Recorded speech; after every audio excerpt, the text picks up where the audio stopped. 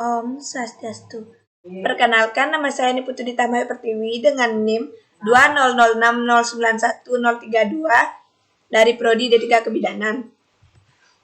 Di sini saya akan menjelaskan tentang upaya umat Hindu dalam melaksanakan upacaranya pada kondisi new normal untuk menghadapi pandemi COVID-19. Yang pertama, semua upacara pancayanya yang bersifat mewangun atau direncanakan seperti Karyam Laspas, Ngantelinggih, Ngaben Masal, Mamukur, Maligya, Resianya atau Pariksan, serta karya mewangun yang lainnya seperti Majarajar, yang gunung-gunung, dan lain-lain supaya ditunda sampai batas waktu dicabutnya status pandemi COVID-19. Yang kedua ada Fitrayanya. Yang pertama itu upacara Fitrayanya berupa ngaben bagi yang meninggal karena positif COVID-19 dilakukan dengan kremasi langsung atau makitsan di geni sesuai dengan protokol kesehatan. Yang ke B, bagi yang meninggal bukan karena COVID-19 supaya dilaksanakan upacara makinsan di geni atau dikubur kecuali sulinggih dan pemangku. Yang ke C, apabila ngaben tidak mungkin ditunda, dapat dilakukan dengan ketentuan sebagai berikut. Yang pertama, upacara dilaksanakan dengan sederhana dan jumlah peserta yang terbatas. Yang kedua, tidak ada undangan atau bentuk keramaian lainnya. Yang ketiga ada manusianya.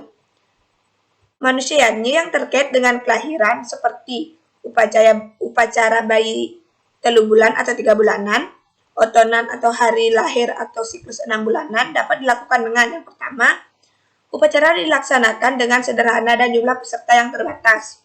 Yang kedua, tidak ada undangan atau bentuk keramaian lainnya. Selanjutnya, apabila upacara pawiwahan tidak dapat ditunda, maka pelaksanaannya dengan ketentuan sebagai berikut. Yang pertama, dihadiri hanya oleh kedua pihak keluarga inti dan saksi-saksi. Yang kedua, upacara paling inti berupa pekalakalan atau pabekaonan, tataban di Bali atau Atman Kerti, Banten Unas Tirte Tri Kahyangan Desa Adat, Tirte Merajan, dan Tirte dari Sulinggih cukup dilaksanakan oleh 2-3 orang. Yang ketiga, pawiwahan cukup dipimpin pemangku dibantu oleh Saranti Banten. Yang keempat, tidak menggelar resepsi sampai batas waktu status pandemi COVID-19 dicabut oleh pihak berwenang. Yang keempat, yaitu ada kegiatan adat. Semua kegiatan adat yang melibatkan banyak orang seperti pasangkepan, patedunan, dan sejenisnya supaya ditunda. Atau kalau harus dilaksanakan agar pesertanya dibatasi. Yang kelima itu ada upacara feodalan. Nah, yang pertama upacara feodalan harus tetap berjalan dengan mengikuti protokol kesehatan. Yang kedua, di sini para prajuru harus membagi tugas dengan tegas. Maksud dari tersebut yaitu di mana prajuru-prajuru di desa adat harus tegas membagi tugas. Misalnya, dalam waktu 1 hari atau 2 hari lebih ada feodalan.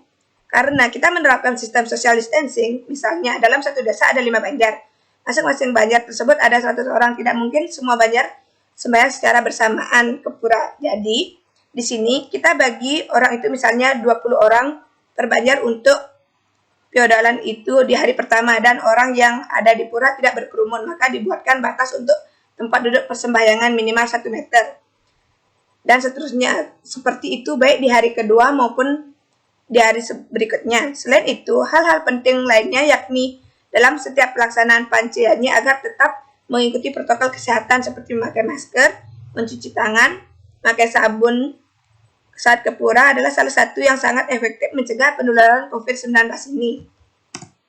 Nah, berikut saya lampirkan gambar dari pelaksanaan upacara yajna agama Hindu dengan begitu protokol kesehatan. Yang pertama terlihat pada gambar yaitu orang-orang bersembahyang dengan menjaga jarak atau social distancing dan tetap menggunakan masker.